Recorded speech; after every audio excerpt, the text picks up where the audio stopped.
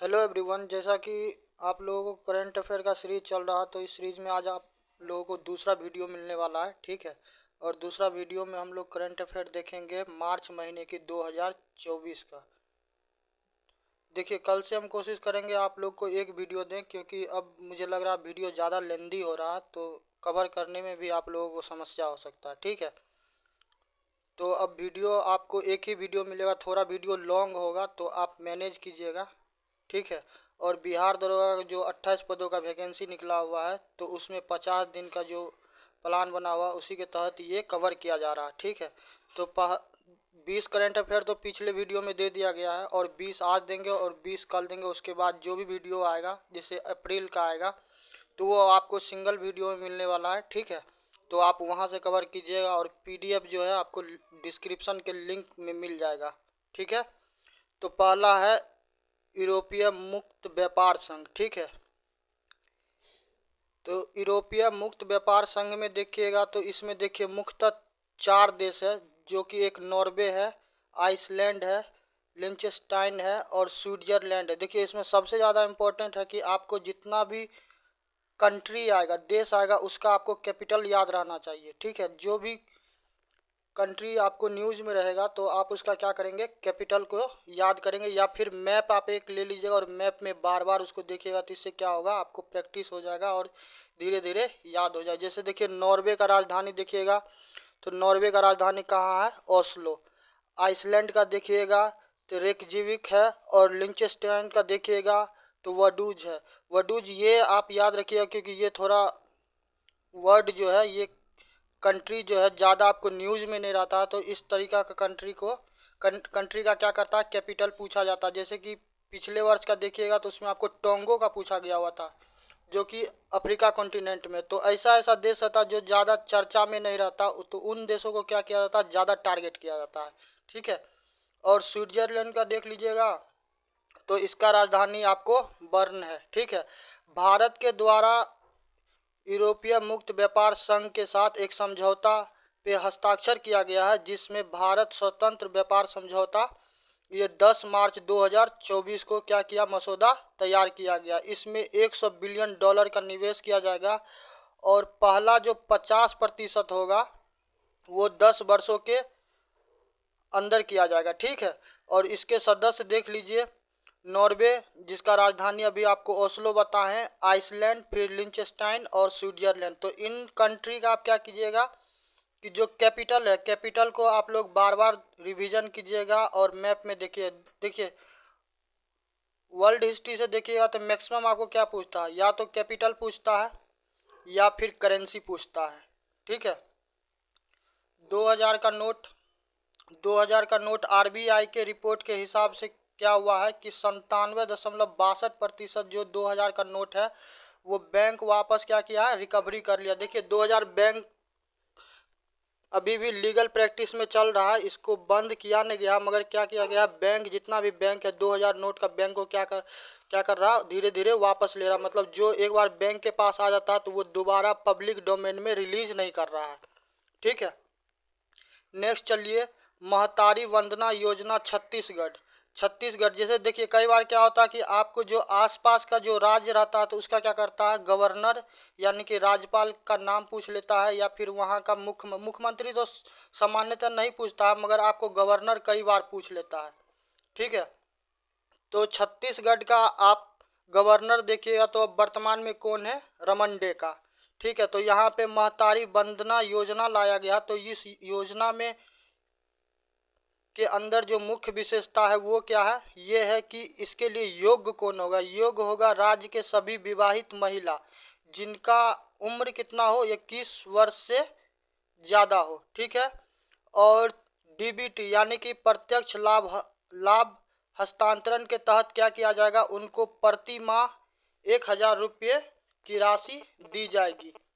और इसका उद्घाटन भारत के प्रधानमंत्री मोदी जी के द्वारा किया गया है, और 70 लाख महिला ऐसे हैं जिनके खाते में राशि को क्या किया गया है, ट्रांसफ़र किया गया है, ठीक है। कुछ नियुक्ति हुई है मार्च के महीने में, तो हम लोग देखते हैं कि नियुक्ति में कौन कौन से संस्थान के व्यक्ति हैं। देखिए, पहला है राष्ट्रीय अनुसूचित जाति आयोग, ठीक है, और इसके अध्यक्ष चुने गए हैं किशोर मकवाना। आपको कई बार क्या होता है कि जितने भी संवैधानिक और गैर संवैधानिक संस्थान है, ठीक है, या फिर सांविधिक संस्थान है, तो उसके जो अध्यक्ष होते हैं उनका नाम कई बार पूछ लिया जाता है। तो राष्ट्रीय अनुसूचित जाति आयोग के अध्यक्ष अभी कौन है वर्तमान में? किशोर मकवाना, ठीक है। चुनाव आयुक्त का देखिएगा तो ज्ञानेश कुमार हैं और सुखबीर सिंह संधू हैं। प्रेस इंफॉर्मेशन ब्यूरो यानी कि PIB, तो इसके अध्यक्ष चुने गए हैं शेफाली बी शरण। देखिए, जैसे कि राष्ट्रीय अनुसूचित जाति आयोग है तो कई बार आपको इसका क्या करेगा कि स्थापना वर्ष पूछ लिया जाएगा, ठीक है। तो इसका आपको है 2004, ठीक है।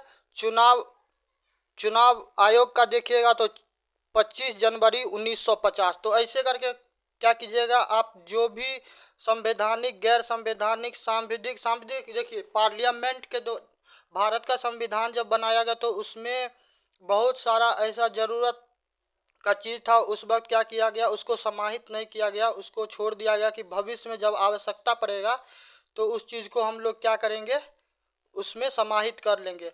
और जैसा कि आप लोगों को पता होगा, भारत का संविधान जो है एक जीवित है। जीवित का मतलब क्या है, वो प्रोग्रेसिव है। उसमें आवश्यकता पड़ने पे क्या किया जाता है, बदलाव किया जाता है, ठीक है, यानी कि संशोधन किया जाता है। आगे है आपको प्रसार भारती, तो इसके अध्यक्ष चुने गए हैं नवनीत सहगल। और CBSE का देखिएगा तो इसका है राहुल सिंह। भारतीय बैंक संघ का देखिएगा तो MV राव है। और भारतीय बैंक संघ के मानद सचिव के रूप में माधव नायर को नियुक्त किया गया है। देखिए, जितना भी अंतर्राष्ट्रीय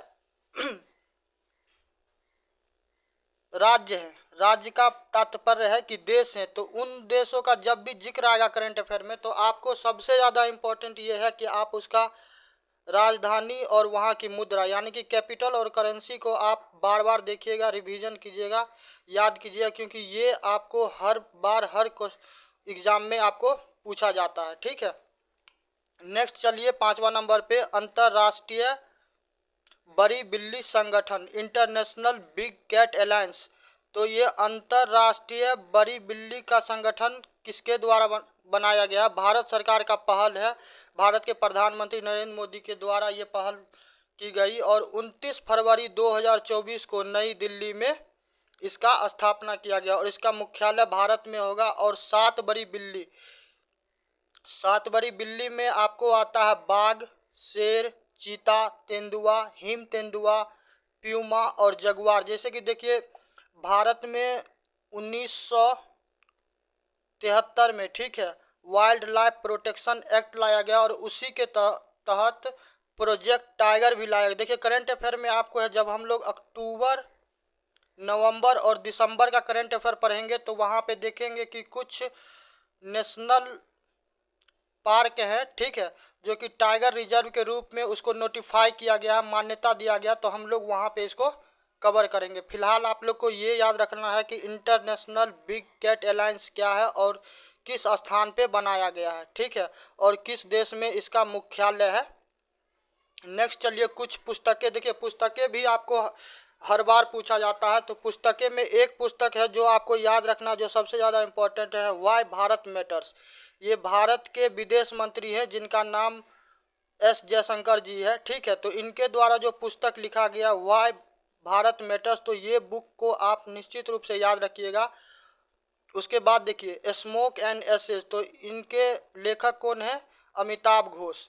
उसके बाद है दी इनिमी, तो इसके हैं सारा एडम्स। उसके बाद है the last tale of the flower bride, ठीक है, और इसके लेखक हैं रोशनी चौकसी।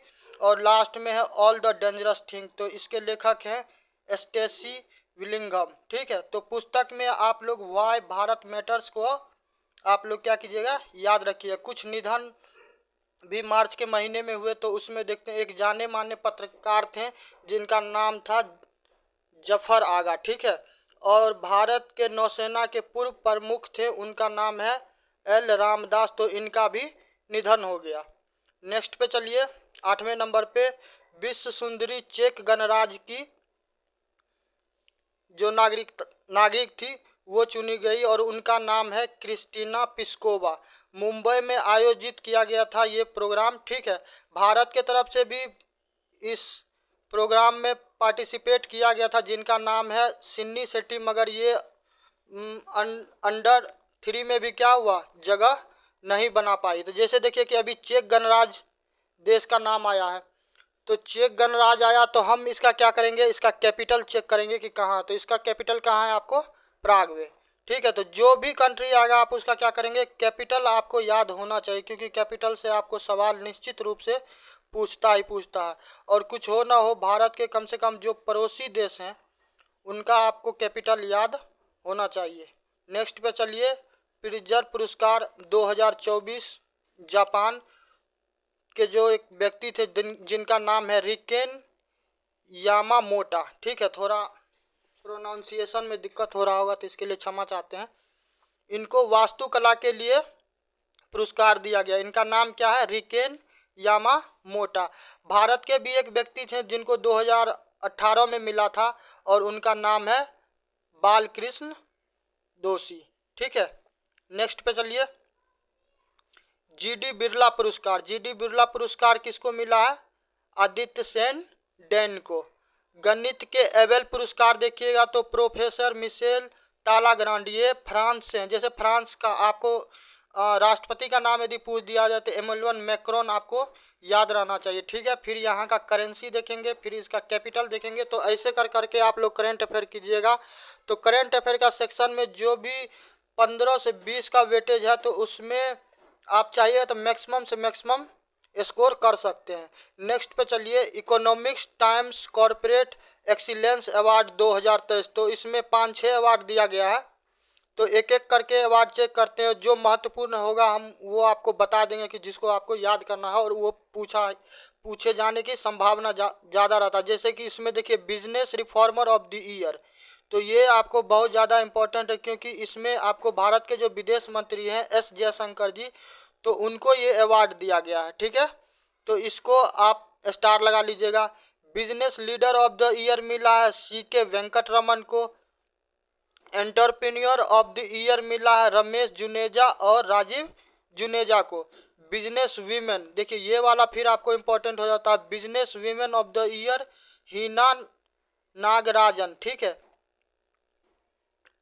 उसके बाद नेक्स्ट कौन है, company of the year SBI को मिला है। Emerging company of the year Adani green energy. Adani green energy ये भी इम्पोर्टेंट हो जाता है, इसलिए कि अडानी देखिए कुछ ही वर्षों में क्या हुआ था कि भारत के सबसे ज़्यादा धनवान व्यक्ति के लिस्ट में इनका नाम था, मगर अमेरिका के द्वारा एक रिपोर्ट रिलीज किया गया जिसमें कुछ वाद विवाद हुआ और जिस वजह से उनको क्या हुआ, बिलियंस ऑफ डॉलर का नुकसान हो गया और वो फिर क्या हुआ, दूसरे पायदान पे आ गए, ठीक है। तो इन emerging company of the year आप याद रखिएगा। उसके बाद आता है conscious corporate of the year, तो ये मिला है HDFC बैंक को, ठीक है। और लास्ट में है आपको global Indian for the year, तो ये मिला है लीना नायर को। अब अवार्ड में देखते हैं, अवार्ड में है आपको 96 ऑस्कर अवार्ड। तो ये ऑस्कर अवार्ड हो या व्यास सम्मान हो या फिर और भी अन्य हो, तो उनसे अवार्ड से भी आपको सवाल बार बार पूछा जाता है। और इस बार का जो आपको 96 ऑस्कर अवार्ड है, इसमें एक चीज़ बहुत अच्छा है कि आपको इसमें ज़्यादा याद करना नहीं पड़ेगा, क्योंकि मैक्सिमम जो अवार्ड है वो आपको फिल्म ओपेनहाइमर को मिला है। फिल्म ओपेनहाइमर की बात करें तो थोड़ा सा आपको हम उसके बारे में बता देते हैं कि लॉर्ड कृष्णा महाभारत में जो हैं तो उनसे प्रभावित होके, ठीक है, ये जो ओपेनहाइमर थे तो वो एटम बम पे क्या हुआ, काम करना चालू किए।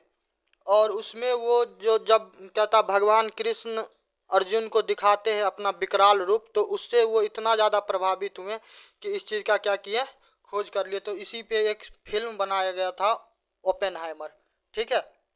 चलिए, तो सर्वश्रेष्ठ फिल्म का पुरस्कार किसको मिला है, ओपेनहाइमर को। सर्वश्रेष्ठ सिनेमेटोग्राफी का पुरस्कार किसको मिला है, ओपेनहाइमर को। सर्वश्रेष्ठ फिल्म एडिटिंग का पुरस्कार मिला है ओपेनहाइमर को। उसके बाद सर्वश्रेष्ठ अभिनेता का अवार्ड मिला है ओपेनहाइमर के थे किलियत मर्फी को, ठीक है। और सर्वश्रेष्ठ निर्देशक भी फिल्म ओपेनहाइमर को मिला है क्रिस्टोफर नोलन को। और सर्वश्रेष्ठ सपोर्टिंग अभिनेता का पुरस्कार भी मिला है ओपेनहाइमर के रॉबर्ट डाउनी जूनियर को। सिर्फ एक फिल्म है जिसको इसमें अन्य को पुरस्कार मिला है, वो है सर्वश्रेष्ठ अभिनेत्री के कैटेगरी में, ठीक है, एम्मा स्टोना को। और फिल्म कौन था? Poor things.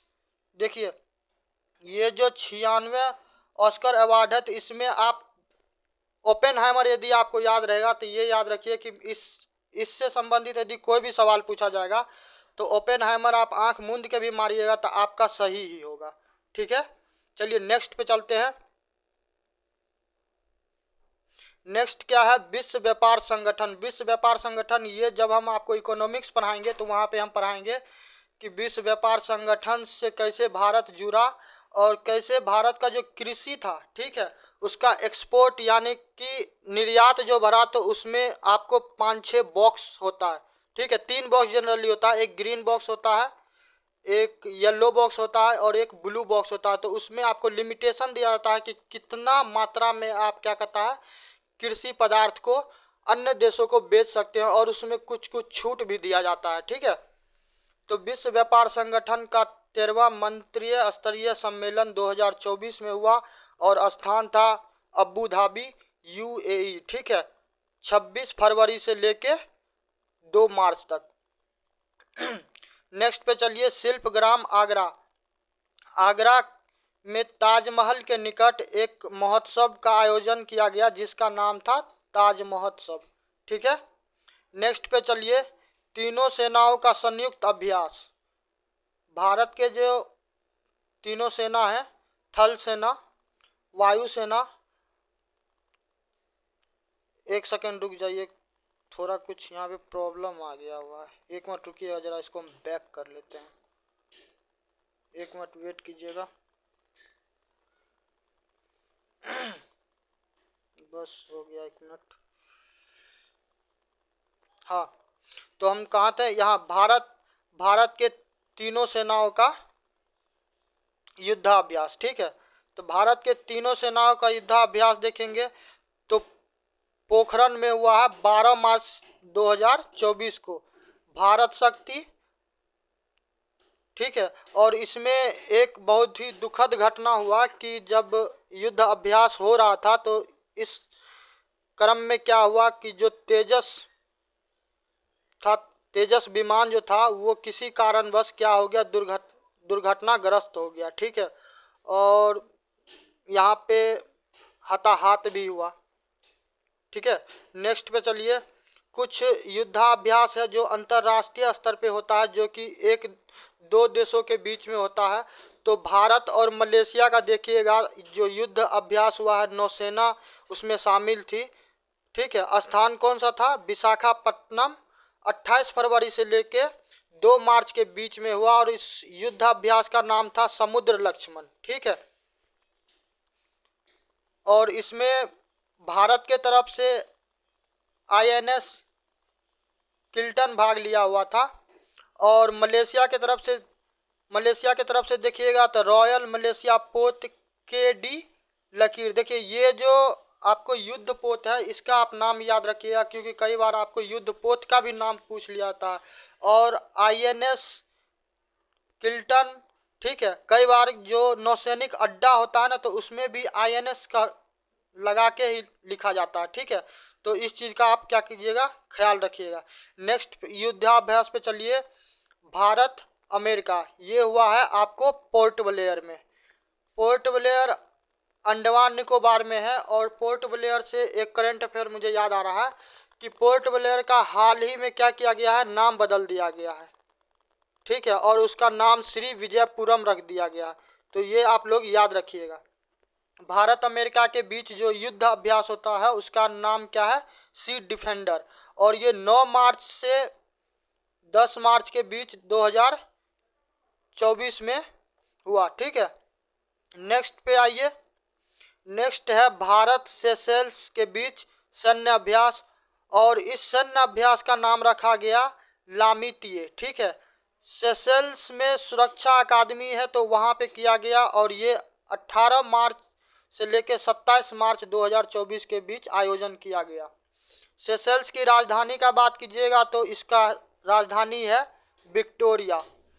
मैं बार बार इस शब्द पे कैपिटल पे इसलिए जोर दे रहा हूँ कि कैपिटल से आपको क्वेश्चन पूछता है और कैपिटल से कई बार गलती होता है, क्योंकि इतना सारा कंट्री है, 192 या 93 कंट्री, तो जो आपको संयुक्त राष्ट्र संघ यानी कि यूएन के द्वारा मान्यता प्राप्त है। ठीक है, और ऐसे देखिएगा तो 200 प्लस कंट्री है, तब एक एक कंट्री का कैपिटल याद रखना पॉसिबल तो नहीं है, मगर जो कंट्री भारत से संबंधित किसी भी प्रकार के गतिविधि में हो तो आप उस कंट्री का कैपिटल को अवश्य क्या कीजिएगा, याद कीजिएगा। लास्ट में है ऑपरेशन इंद्रावती।